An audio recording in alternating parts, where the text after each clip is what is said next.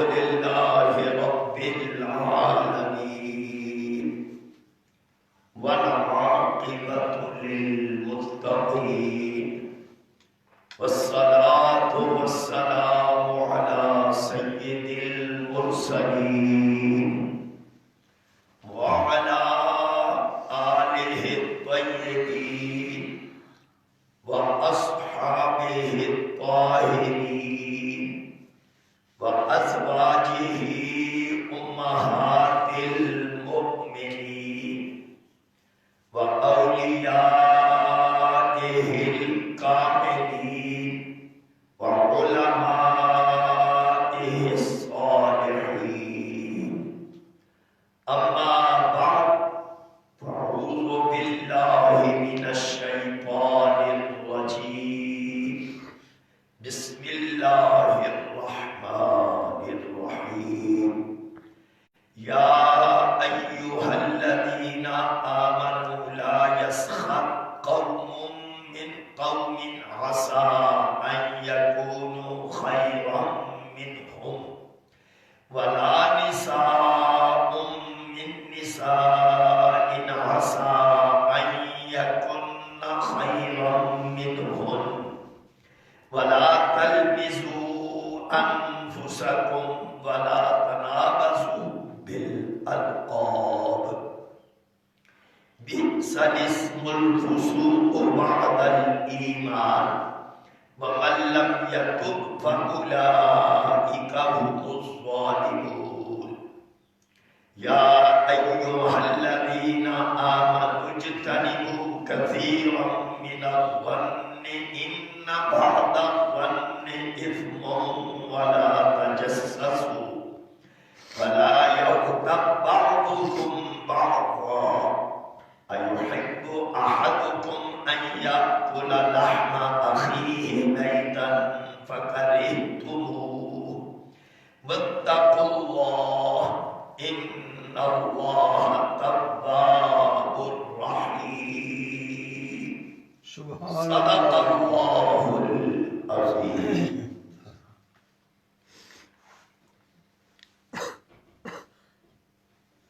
آج کا موضوع ہے کہ مسلمان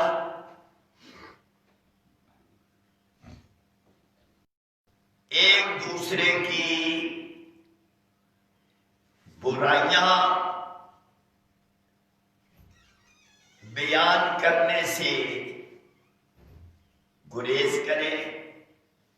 6 برائیوں کا اللہ تعالیٰ نے ذکر فرمایا ہے اور ان کی ممانعت فرمائی ہے. سورہ الحجرات یہ مدنی سورت ہے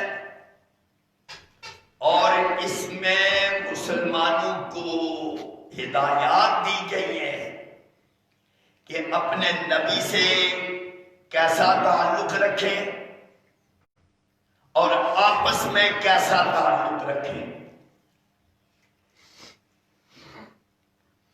اور یہ بات میں نے کسی درس میں بیان کی ہے کہ قرآن مجید میں 500 احکام ہیں جن میں حکم ہے اور منع.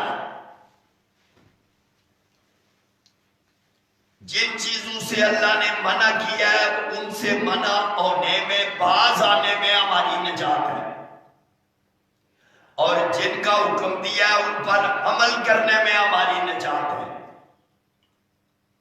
ہمیں یہ سمجھ کب آتی ہے بھی ہے یا نہیں آتی ہے. کچھ لوگوں نے قسم کھائی ہوئی ہے کہ ہم نے نہ قرآن سننا ہے نہ حدیث سننی ہے. ہم نے اپنی مرضی میں جو کچھ ہے بس وہی کچھ کرنا ہے. اپنے دل میں جو کچھ ہے وہ کرنا ہے. انہوں نے قرآن سننا ہی نہیں ہوتا ہے. تلاوت کریں گے جتنی مرضی تلاوت کریں لیکن نہ کوئی ترجمہ نہ کوئی مفہوم نہ کوئی تفسیر نہ کوئی فہم نہ کوئی سمجھ. وہ تو ویسے ہی فارغ ہے. کچھ وہ ہیں جو قرآن پر ایمان ہی نہیں رکھتے. مسلمان بھی کہلاتے ہیں، لیکن ان کے دل دماغ میں یہ ہے کہ قرآن پر بندہ چل ہی نہیں سکتا ہے۔ تو جب یہ فیصلہ ہو گیا تو اب قرآن کس لیے پڑھنا ہے انہوں نے، اور کس لیے سمجھنا ہے۔ بہرحال جو حقائق ہیں وہ حقائق ہیں۔ مسلمانوں کی پیچھے یہ بھی دکھ رہا ہے کہ اگر مسلمانوں کی آپس میں لڑائی ہو جائے تو صلح کرو، اور یہ بھی ایک مقام پر کہا کہ صلح خیر ہے۔ اس کا مطلب یہ ہوا کہ مسلمانوں میں اگر لڑائی ہو جائے تو پہلے تو صلح کروانی ہوتی ہے، سیز فائر، مطلب یہ کہ آپس میں جنگ بند، پھر اگر کوئی زیادتی کرے تو ساتھ اس کا دینا ہے جس پر ظلم ہوا ہے، جس پر زیادتی ہوئی ہے۔ یہ نہیں دیکھنا ہوتا یہ میرا رشتہ دار ہے، میرا خالہ کا بیٹا ہے، میری خالہ کی بیٹی ہے، اگر یہ رشتہ داریاں پال لی ہیں تو پھر دین اسلام والا رشتہ تو پھر ویسے ہی برا نام ہے، اس کی حیثیت نہیں ہے۔ یہی آج کل وجہ ہے، جتنے مسلمان حکمران ہیں، کتنے دنیا میں مسلمان حکمران ہیں، کوئی 50 کے قریب مسلمان ملک ہے۔ 2 ملک بھی ایسے نہیں ہیں کہ حکمرانوں کی اور ملکوں کی آپس میں محبت ہو۔ کیوں؟ رسول یہ کہیں گے یا اللہ انہوں نے قرآن کو چھوڑ دیا تھا۔ یہ لفظ 19ویں پارے میں وقال الرسول یا ربی ان قوم اتخذوا هذا القرآن مہجورا، انہوں نے قرآن کو چھوڑ دیا تھا۔ قرآن یہ ایک مقام پر ہے، تم کدھر جا رہے ہو؟ این تذهبون، تم کدھر جا رہے ہو؟ قرآن تو ادھر ہے، قرآن تمہیں کیا کہہ رہا ہے؟ ویئر آر یو گوئنگ، تم کدھر جا رہے ہو؟ تو یہ مسلمان حکمرانوں کا بھی یہی حال ہے۔ آبادیوں میں، بستیوں میں نام ہے کہ ہم مسلمان ہیں، باقی قرآن نہیں، کبھی اتفاق ہی نہیں ہوا ہے، نہ پڑھنے کا اتفاق، نہ سمجھنے کا اتفاق ہی نہیں ہوا۔ اب ذرا یہ دیکھیں کہ اگر مسلمانوں کو آپس میں تعلق کیا رکھنا ہے، جس طرح ایک ماں باپ کی اولاد ہوتی ہے، مسلمان اس طرح سے آپس میں بھائی بھائی ہیں۔ یہ میں نے اخوت اسلامی اس پر ایک درس دے دیا ہے۔ تو یہاں 6 چیزیں ہیں جن سے منع کیا گیا ہے۔ کیوں؟ وہ جو اخوت اسلامی ہے وہ تعلق قائم ہی نہیں کر رہتا ہے، وہ برادر ہوڈ وہ نہیں قائم رہتا ہے۔ اس کو قائم رکھنے کے لیے ضروری ہے کہ 6 چیزوں سے اوائڈ کیا جائے، اجتناب کیا جائے، بچا جائے۔ اور یہ 2 آیتوں میں اللہ نے 6 چیزیں بیان کی ہیں، اور یہ ساری باتیں ایمان والوں کو کہنی۔ اگر ایک بندہ کہتا ہے باجی میرا تو ایمان اس قسم کا نہیں ہے کہ مخاطب کرے، میں تو بظاہر کہتا ہوں کہ مومن ہوں، مسلمان ہوں، لیکن میرا شمار ان میں نہ کرو، تو ٹھیک ہے وہ فارغ ہو جائے، اس کے لیے پھر یہ نہیں ہے۔ ایمان والوں کو پہلی بات یہ کہی گئی ہے کہ آپس میں تعلقات چونکہ صحیح رکھ رہے، ایسی کوئی بات نہیں کرنی ہے جس کی وجہ سے مسلمانوں کے آپس میں عداوتیں پیدا ہو جائیں، مسلمانوں کی آپس میں نفرتیں پیدا ہو جائیں۔ یہ نفرتیں پیدا کرنا، عداوتیں پیدا کرنا، یہ خلاف قرآن، خلاف اسلام ہے۔ حضور کا عام کہا کرتے تھے کونوا عباد اللہ اخوانا، اللہ کے بندے بن جاؤ، آپس میں بھائی بھائی بن جاؤ۔ سبحان اللہ۔ جب یہ ہجرت کر کے گئے مسلمان مکہ سے تو آپ نے اخوت اسلامی قائم کی تھی۔ کئی مسلمان وہاں کے رہنے والے، انہوں نے کہا بھائی میں جائیداد میں بھی تجھے حصہ دیتا ہوں، آدھی تیری ہے اور آدھی میری ہے۔ یہ اسلامی اخوت قائم ہوئی تھی۔ تو یہ عداوتیں اور نفرتیں پیدا کرنا، یہ تو قرآن برداشت نہیں کر رہا ہے۔ لہذا قرآن میں جو 6 چیزیں آئی ہیں کہ بھائی یہ منع ہے۔ کون کون سی چیزیں؟ سب سے پہلے تو مذاق اڑانا، اور اس میں ارشاد یہ ہے کوئی قوم کسی قوم کا مذاق نہ اڑائے، ہو سکتا ہے وہ ان سے بہتر ہو۔ مذاق اڑانے کی کئی صورتیں ہوتی ہیں، یہ تعلقات تو خراب کرتے ہیں، واضح کہ جب آپ کسی کی نقل اتارے اس کا مذاق اڑانے کے لیے، یہ بھی اسی میں شامل ہے، اور اس کے لباس، اس کے ظاہری وجود، کوئی چیز بھی سامنے رکھ کر جب آپ یہ کریں گے تو اس کا مطلب یہ ہوگا کہ آپ اسے ذلیل اور رسوا کرنا چاہتے ہیں۔ اب ذرا یہ بات دیکھو، اللہ تعالیٰ نے مردوں کے لیے الگ، عورتوں کے لیے الگ، اس میں کہا کہ مرد مردوں کا مذاق نہ اڑائیں، عورتیں عورتوں کا مذاق نہ اڑائیں۔ کسی کی غریبی کا بھی مذاق اڑایا جا سکتا ہے، کسی کے ظاہری عیب کا بھی مذاق اڑایا جا سکتا ہے، کسی کی ظاہری صورت کا بھی مذاق اڑایا جا سکتا ہے۔ مذاق اڑانے میں اصل مقصود ہوتا ہے لوگوں کو حقیر ظاہر کرنا، گھٹیا ظاہر کرنا، کم درجے کا ظاہر کرنا۔ تو اس میں پہلی بات یہ ہو گئی ہے، کوئی قوم کسی قوم کا، یہاں پر مراد ہے مرد مردوں کا مذاق نہ اڑائے۔ پھر عورتوں کا ذکر الگ اس لیے کیا ہے کہ اسلامی معاشرے میں مرد الگ، ان کی مجلسیں الگ ہوتی ہیں، عورتوں کی مجلسیں الگ ہوتی ہیں۔ اسلامی معاشرے میں مخلوط مجلس، یعنی مرد بھی عورتیں بھی، اور کھلے عام یہ بیٹھے اور ایک دوسرے کی مذاق اڑائیں، ایسا اسلامی معاشرے میں تصور ہی نہیں ہے۔ عورتوں کی مجلس الگ ہے، مردوں کی مجلس الگ ہے، اس لیے اللہ نے جب مذاق اڑانے کی بات کی ہے تو مردوں کو الگ منع کیا ہے، عورتوں کو الگ منع کیا ہے۔ پھر دوسرا جس سے اللہ نے منع کیا، لمس۔ لمس کا مطلب یہ ہوتا ہے چوٹے مارنا۔ یہ ہمارے دیہاتی ماحول میں یہ عام ہے، چوٹے مارنا، پھپتیاں کسنا، الزام دھرنا، اعتراض جھڑنا۔ تمہیں جو لفظ اللہ نے استعمال کیا وہ عجیب ہے۔ یہ نہیں کہا ہے کہ ایک دوسرے کو چوٹے نہ مارنا، کو پر پھپتیاں نہ کسنا، یہ نہیں۔ اللہ نے کہا اپنے آپ چوٹے نہ مارو، لفظ یہ استعمال ہوئے۔ کیوں؟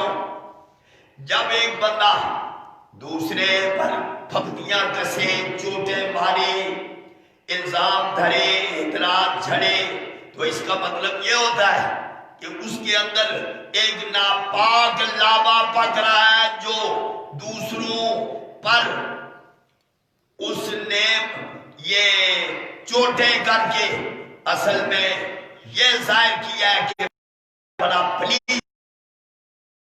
جب اس نے اس پر چوٹے ماری ہے تو اس کا مطلب ہے اس نے اپنے آپ کو بھی پیش کر دیا ہے کہ میں دوسروں کو چوٹے مارتا ہوں تو مجھے بھی چوٹے مارو۔ تو کسی کو چوٹے مارنا اور پھپتیاں کسنا، الزام دھرنا، اعتراض جھڑنا، یہ لاوا پکتا ہے۔ پھر جب پھوٹ پڑتا ہے یہ بندہ بدی کا آشیانہ بن جاتا ہے، یعنی بدی کو پھیلانے کا اب ذریعہ بنتا ہے۔ نتیجہ یہ ہوتا ہے کہ آگے سے دوسرے لوگ پھر اس کو چوٹے ماریں گے، پھپتیاں کسیں گے، اس کو ذلیل کریں گے۔ تو یہ اس بندے نے گویا دوسرے کو چوٹے نہیں ماری ہیں، حقیقت میں اس نے اپنے آپ کو چوٹے ماری ہیں۔ تیسرا عیب، وہ ہے تنابز القاب، یعنی لقب بدلنا۔ اور اس میں فرض کرو کسی بندے کو پہلے وہ فاسق تھا، جب اس نے فسق چھوڑ دیا اب اسے آپ فاسق کہیں۔ کوئی بندہ منافق تھا، اس نے منافقت چھوڑ دی، اب اس کو آپ منافق کہیں۔ کوئی بندہ اگر فرض کرو کہ وہ معذور ہے، آپ اس کو لنگڑا کر کے پکاریں، یا اندھا ہے تو اندھا کر کے پکارے، جبکہ کانا ہے تو اسے کانا کر کے پکارے۔ اگر یہ عیب موجود ہے، اس کے باوجود عزت کا کوئی لفظ بولنا چاہیے، اسپیشل آدمی ہے، اس کی بجائے خاص طور پر خدا کہتا ہے اسلام بندے نے جب قبول کر لیا ہے تو اسلام کے بعد اب پچھلا کو یا بیان کر رہا ہوں، جس طرح کہ راولپنڈی کے ایک مولوی نے حضرت ابو سفیان کے بارے میں ایک نہایت ہی ناپاک جملہ استعمال کیا ہے، پھر اسے ہمارے ایک عالم نے سمجھایا کہ یہ تیرا جملہ بالکل غلط جملہ ہے، اسلام ساری برائیاں مٹا دیتا ہے، اور یہاں پر جملہ یہ استعمال ہوا بئس الاسم الفسوق بعد الایمان، فاسق نام رکھنا اسلام اور ایمان کے بعد یہ بہت بڑی بات ہے۔ اسلام نے تو اس کے سارے گناہ مٹا دیے، ساری برائیاں مٹا دیے، اب تو ان برائیوں کا نام لے کر اسے یاد کرتا ہے اور بہانے بناتا ہے کہ جی یہ اسلام سے پہلے کا تو کیا لگتا ہے، تیرا کیا حق ہے جب خدا نے سب کچھ معاف کر دیا ہے، اس کے بعد تیرا کوئی حق نہیں ہے۔ غزوہ احد میں وہ درے پر جہاں رسول اللہ نے 50 آدمی کھڑے کیے تھے، جن میں مصعب بن عمیر بھی تھے، ان سے لغزش ہوئی ہے، جب فتح ہو گئی کافر بھاگ کے، انہوں نے سمجھا وہ اسی لیے حکم تھا کہ یہ جگہ نہیں چھوڑنی ہے کہ فتح ہونے تک، فتح تو اب ہو گئی ہے، مسلمان جمع کر رہے ہیں، ہم بھی چلتے ہیں، تو اللہ نے اس کا ذکر کیا قرآن میں، مگر ساتھ ہی کہا اللہ نے معاف کر دیا، ایک دفعہ نہیں 2 دفعہ کہا، تو جب اللہ نے فرمایا کہ میں نے معاف کر دیا تو کوئی بندہ اس کا ذکر کر کے اصحاب رسول کی توہین کرے تو یہ اس کی بہت بڑی حماقت ہے۔ اس لیے یہ القاب بدل لیں، پہلے والے لقب جو کہ ایک بندہ گناہگار تھا، اس نے وہ گناہگاری چھوڑ دی، وہ عیب چھوڑ دیے، ایمان لے آیا، تو اسلام سے پہلے کے یا اسلام تو تھا مگر اسلام کے باوجود اس میں کئی جرم تھے، جب وہ جرم اس نے چھوڑ دیے، اعلانیہ توبہ کر لی ہے، اب وہ جرم نہیں کرتا ہے، تو پچھلے جرم کا ذکر القاب بدلنے میں شامل ہے، کسی کو منافق کسی کو فاسق کہنا یہ بالکل جرم ہے۔ فرمایا جو لوگ توبہ نہیں کریں گے، اگر انہوں نے کسی قوم کا پہلے مذاق اڑایا، اگر انہوں نے یہ چوٹیں ماری ہیں مسلمانوں کو، یا انہوں نے لقب بدلے، توبہ نہیں کریں گے، خدا کے اس دفتر میں ان کا نام ظالموں کی فہرست میں آ جائے گا۔ یہ 3 تو یہ باتیں ہوئی، اب 3 اور چوتھی یعنی بات کیا دو اس کو، اب چوتھی یہ ہے زیادہ گمان کرنے سے بچو۔ اللہ نے یہ نہیں کہا کہ گمان سے بچو، بلکہ کہا ہے اجتنبوا کثیرا من الظن، زیادہ گمان سے بچو۔ کیوں؟ سارے گمان ایک طرح کے نہیں ہیں۔ پہلے تو گمان سمجھو، گمان کیا ہوتا ہے؟ ایک علم ہے، یقین ہے، پھر یقین کے درجے، اگر ایک چیز کا بندے کو علم ہے 100%، 100%، وہ چیز اسی طرح ہے جس طرح اس کا علم ہے، اس کو یقین اور علم کہتے ہیں۔ اگر 100% چیز کے بارے میں اس کو تسلی نہیں ہے، مگر 50 سے ابو ہے، 50 سے اوپر ہے، ایک چیز کے بارے میں اس کا یہ خیال ہے کہ یہ چیز ایسے ہی ہے، تو اگرچہ ویسے ہی ہو لیکن اس کو 100% یقین نہیں ہے تو یہ ظن میں آتا ہے۔ 50 سے اوپر ہو، 100 سے نیچے ہو، یہ ظن ہے۔ اگر 50% اس کا ایک طرف یہ ہے کہ یہ چیز ایسے ہے، پھر خیال ہے کہ نہیں ایسے نہیں ہے، اگر 50% ہے، 50-50 ہے، اس کو شک کہتے ہیں۔ اگر اس سے بھی وہم کہتے ہیں، تو اللہ نے فرمایا زیادہ گمان سے بچو، تم زیادہ جو بنیاد ہے وہ علم پر رکھو، 100% جو چیز ہے وہ یقین رکھو، لیکن یہ نہیں کہا کہ گمان سے بچو، کیونکہ گمان سے بچنا بندے کے بس میں نہیں ہے۔ پھر خاص طور پر گمان کی قسمیں، ایک گمان ہے جو اچھا گمان ہے، اللہ نے سورۃ نور میں بھی فرمایا کہ مومنوں کا ایک دوسرے کے بارے میں حسن ظن اچھا گمان ہونا چاہیے.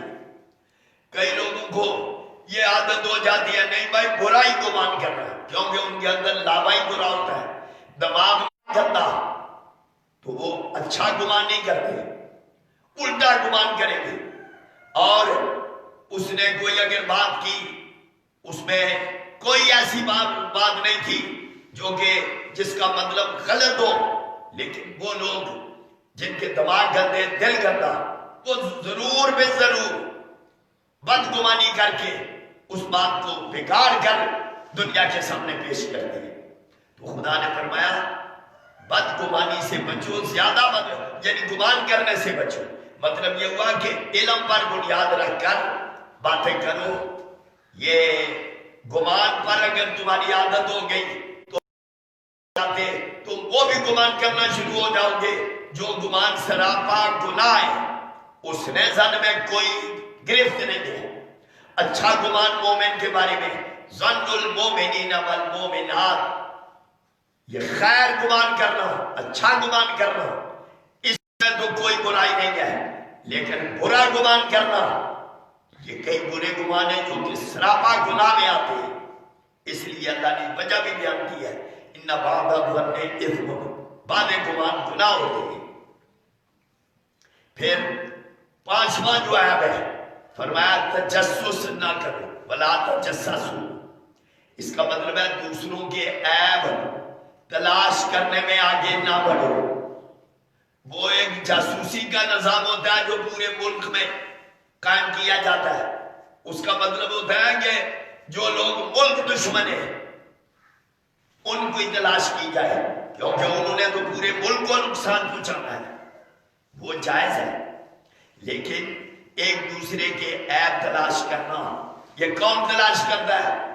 جس کو اپنے عیب بھول جاتے ہیں، اپنے عیبوں کی خبر ہی نہیں ہوتی تو دوسروں کے عیب تلاش کرنا شروع ہو جاتا ہے.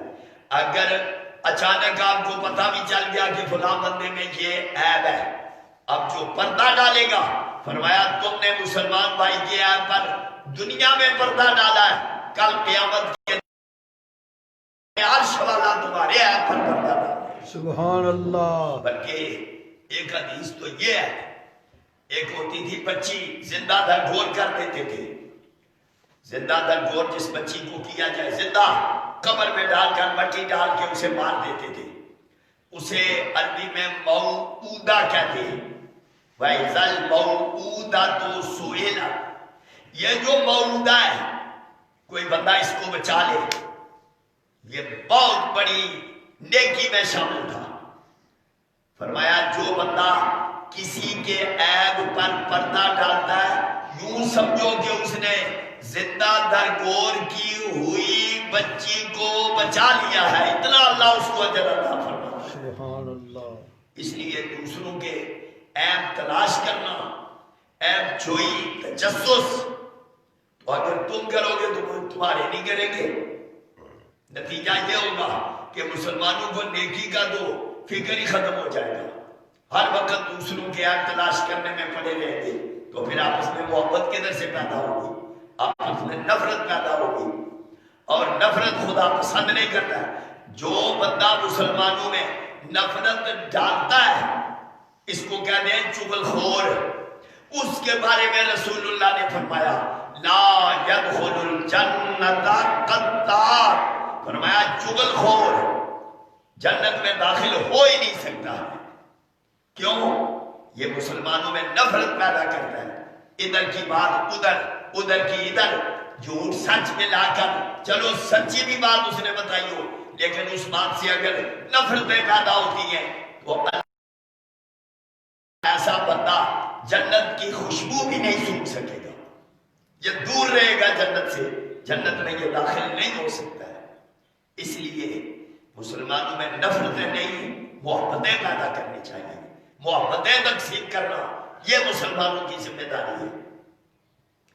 تو 5 عیب کے بعد آخری جو ہے اس میں بلا یغتب بعضکم بعضا، ایک دوسرے کی غیبت نہ کرو. غیبت کی وضاحت رسول اللہ نے خود کی ہے. آپ سے پوچھا گیا تھا غیبت کیا ہے؟ فرمایا غیبت کا مطلب یہ ہے کہ بندہ موجود نہیں ہے، صرف اسے ذلیل کرنے کے لیے تو اس کے عیب بیان کرے، یہ غیبت ہے۔ تو پھر ایک بندے نے سوال کیا، یا رسول اللہ اس بندے میں اگر وہ عیب موجود ہے تو اگر میں نے بیان کر دیا تو پھر کیا ہے؟ پھر بھی غیبت ہے۔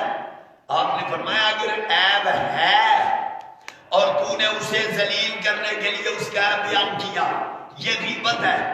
اگر اس میں عیب نہیں ہے یہ غیبت نہیں ہے، یہ تو بہتان ہے۔ اگر عیب ہے تو نے اس کی عدم موجودگی میں صرف ذلیل کرنے کے لیے، تحقیق کے لیے، تذلیل کے لیے تو نے عیب بیان کیا، یہ غیبت ہے۔ اور اگر عیب نہیں ہے اور تو نے بیان کیا تو پھر یہ غیبت نہیں، یہ تو بہتان ہے۔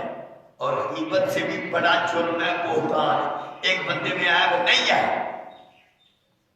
تو وہ ایک دوسرے کو پھر بتانا شروع ہو جائے، یہ گروپ ہے جی ہمارا، کیا گروپ کرتا ہے؟ جھوٹ پھیلاتا ہے، غلط باتیں پھیلانے والا گروپ، جھوٹی باتیں پھیلانے والا گروپ ہے جی، یہ بڑا کام کرتا ہے۔ سب جھوٹی باتیں دائیں بائیں پھیلا کر پھر کہو وہ جی فلاں بندے نے یہ کہہ دیا ہے۔ جس طرح ایک بندہ کہتا جی آپ نے کہا تھا یہ فلانے لوگ منافق ہیں، میں نے کہا میں کہتا میں تو جو دوسرے لوگ ہیں ان کا کو بھی اس طرح سے نہیں کہتا ہوں، میں نہیں کہتا ہوں کہ کوئی فلانا منافق ہے، متعین کو بندہ کہہ نہیں سکتا ہے، کسی کو کیا پتا ہے کون منافق ہے اور کون نہیں ہے۔ اس لیے وہ مسجد کا ذکر کہ مسجد درار بھی تھی وہ منافقوں نے بنائی تھی، تو وہ منافق ہم وہ تو کافر تھے، وہ تو غیر مسلم تھے۔ اس لیے ایسی باتیں پھیلا کر ایک دوسرے کو خوش کرنا، لو جی ہم بڑا جھوٹ پھیلانے میں ماہر ہیں اور جھوٹی باتیں پھیلا کر دوسروں سے متنفر کرنے میں ہماری بڑی مہارت ہے، اور ہم نے قسمیں کھائی ہوئی ہیں کہ جھوٹ بولنا ہی بولنا ہے اور غلط باتیں پھیلانی ہی پھیلانی ہے۔ یہ مسلمانوں میں عداوت پیدا کرنا، نفرت پیدا کرنا، یہ مسلمانوں کے طریقے میں شامل نہیں ہے۔ غیبت، اس میں آگے اللہ نے اس کی ایک وجہ بیان کی ہے، فرمایا غیبت ایسی ہے جیسے تم مردہ بھائی کا گوشت کھاؤ، پہلے تو بھائی، پھر مردہ بھائی، پھر اس کا گوشت، پھر کھاؤ، چار چیزیں۔ غیبت اس طرح سے ہے، کیوں؟ بندہ ادھر موجود نہیں ہے جدھر تم اس کی غیبت کر رہے ہو، اور لوگوں کو موقع ہی نہیں دے رہے ہو کہ وہ بندہ خود جواب دے، وہ بندہ خود وضاحت کرے، تم تو اسے موقع ہی نہیں دے رہے ہو۔ تو جب تم اسے موقع ہی نہیں دے رہے ہو تو یہ ایسے ہے جیسے کہ بندہ مردہ ہوتا ہے، اس کا بالکل گوشت کھانے کے برابر یہ معاملہ ہے۔ تو یہ مردہ بھائی اس لیے کہا کہ جو مسلمان ہے وہ تمہارا اسلامی بھائی ہے، اگر تمہارے دل دماغ میں اسلام کی کوئی حیثیت ہے تو پھر وہ تمہارا اسلامی بھائی ہے۔ اب تم وہ موجود نہیں تو اسے موقع نہیں دیتے، مردہ ہو جائے بندہ تو اس کا مطلب ہے وہ تو قبر میں چلا گیا۔ اس لیے رسول اللہ نے فرمایا جو بندہ فوت ہو جائے اس کا ذکر برائی سے نہ کرو، اگر تم سے ہو سکتا ہے تو اس کی کوئی اچھائی بیان کرو، اس کی کوئی خوبی بیان کرو، کیونکہ تم اگر برائی بیان کرو گے تو وہ جواب کیسے دے گا، کیسے وضاحت کرے گا؟ اس لیے اس نے وضاحت تو کرنی نہیں ہے۔ لہذا غیبت کو بدکاری اور زنا سے بھی برا قرار دیا گیا، بلکہ ایک روایت میں تو یہ بھی لکھا ہوا ہے کہ اپنی ماں سے زنا کرنے سے بھی غیبت کرنا برا عمل ہے، بلکہ ایک میں یہ بھی لفظ ہے 70 مرتبہ اپنی ماں سے زنا کرنے سے یہ غیبت برا عمل ہے۔ لیکن جب بندے کو چسکے پڑ جائے، جب اسلام کی اہمیت کوئی نہ ہو، قرآن کی اہمیت کوئی نہ ہو، تو پھر وہ غیبت کرنے سننے میں بڑا ہی خوش ہوتا ہے۔ لیکن یہ کتنا بڑا جرم ہے یہ ابھی آپ نے سن لیا ہے۔ اللہ تعالیٰ نے فرمایا واتقوا اللہ، یہ 6 عیب جو تمہیں بتائے یہ تبھی تم چھوڑ سکتے ہو جب تمہارے دل میں اللہ کا ڈر ہو۔ ہم لوگ نمازیں بھی پڑھتے ہیں، قرآن تلاوت تو کرتے ہی کرتے ہیں، نمازیں بھی پڑھتے ہیں، قرآن بھی پڑھتے ہیں، اپنے آپ کو مسلمان بھی کہتے ہیں، مگر اللہ کے ارشادات ان کو پسے پشت ڈالنے میں بھی بڑے ماہر ہیں۔ یہی بات یہودیوں میں تھا، فَنَبَذُوهُ وَرَاءَ ظُهُورِهِمْ، اللہ کی کتاب کو انہوں نے پشتوں کے پیچھے ڈال دیا تھا۔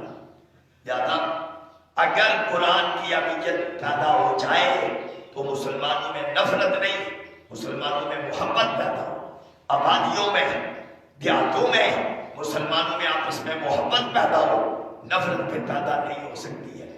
جب یہ عیب ہوں گے تو یقیناً پھر یہی ہے، اس لیے فرمایا ایک اللہ کا ڈر ہے جو تمہیں ان عیبوں سے بچا سکتا ہے۔ پھر یہ بھی ذہن میں رکھ لو، ایک بندہ کہتا ہے جی میں نے یہ عیب کیے، یہ جتنے عیب جن سے اللہ نے منع کیا، میں نے مذاق بھی اڑایا، میں نے پھپتیاں بھی کسی ہیں، چوٹیں بھی ماری ہیں، اور میں نے یہ لقب بھی بدلے ہیں، اور میں نے بدگمانیاں بھی کی، ہمیشہ بدگمانی کرتا رہا ہوں، اور پھر میں نے لوگوں کے عیب بھی تلاش کیے ہیں، بھیڑتیں بھی کی ہیں، تو یا اللہ پچھلے کرتا رہا ہوں تو آگے جاری رکھنا چاہیے۔ اللہ فرماتا ہے توبہ کر لے، تو توبہ کر لے، اللہ توبہ قبول کرنے کے لیے پہلے ہی تیار ہے۔ سبحان اللہ۔ ان اللہ تواب الرحیم، اللہ توبہ قبول کرنے والا مہربان ہے۔ تو کسی وقت بھی یہ ارادہ بن جائے کہ اللہ معافی دینے کے لیے تیار ہے۔ یہ عیب کوئی معمولی عیب نہیں ہے، یہ مسلمانوں میں نفرتیں اور جتنی لڑائیاں ہوتی ہیں یہ مسلمانوں میں قتل تک ہو جاتی ہے، سب اسی وجہ سے ہوتی ہے۔ چغلی، غیبت، تجسس، بدگمانیاں، بنیاد اصل میں ساری یہی ہوتی ہے۔ اگر یہ برائیاں چھوڑ دی جائیں تو مسلم معاشرہ پھر یہ جنت بن جاتا ہے، مسلم معاشرہ یہ گل و گلزار بن جاتا ہے، مسلم معاشرہ باغ و بہار بن جاتا ہے۔ اللہ ہمیں ان چھ عیبوں سے بچائے اور ہر مسلمان ملک دوسرے مسلمان ملک سے بھی محبت کرے، پھر مسلمانوں کا بلاک بنے، اسلامی بلاک بنے، جس طرح کافروں نے بلاک بنائے ہوئے اسلام کے نام پر ایک بلاک بنے، اور آپس میں دفاع کو، کرنسی کو، امامت کبریٰ قائم ہو، جس کا ذکر حضور نے کر کے کہا تھا کہ جو امامت کبریٰ کو نہیں جانتے ان کی موت ابو جہل جیسی موت ہے۔ لیکن آپ کو اندازہ ہے کہ اسلامی بلاک نہیں ہے، مسلمان حکمران کبھی بھی سوچ کی طرف نہیں گئے، کیوں؟ اس میں آخر میں جو بڑا امام ہے اس کے لیے ضروری ہے کہ وہ قریشی ہو، تو چونکہ انہوں نے ماننا نہیں ہے قریشیوں کو، اس لیے انہوں نے ہر ایرا وغیرہ لدھو خیرہ وہ بڑا امام بننے کی کوشش کرتا ہے۔ میرے نبی نے فرما دیا ہے الائمۃ من القریش، جو بڑا امام ہے وہ قریش میں سے ہوگا، تو چونکہ انہوں نے ماننا نہیں اس لیے اسلامی بلاک نہیں مناتے، پھر سازشوں کا شکار ہوتے ہیں، سارے ملک کافروں کے غلام بن گئے۔ اللہ اکبر کدھر گیا کہ اللہ سب سے بڑا ہے؟ وہ ساری باتیں اس لیے ہو گئی ہیں کہ ہم نے کافروں کو اپنا رہنما بنا لیا ہے، ان کے چرنوں میں بیٹھتے ہیں، ان کی طرف توجہ کرتے ہیں، نتیجہ یہ ہے کہ اپنا اسلام بھولے ہوئے کہ اسلام بھی کوئی ہمیں کوئی ہدایات دیتا ہے۔ اسلام تو کہتا ہے تم بلند ہو اگر تم سچے مومن ہو، تم سے کوئی اور بلند ہو ہی نہیں سکتا ہے۔ آخر دعوانا الحمدللہ رب العالمین۔ بسم اللہ، بسم اللہ، ثقتم باللہ، ثقتم باللہ، اللہ وقولاً علی اللہ، یا رحیم یا رحیم یا رحیم۔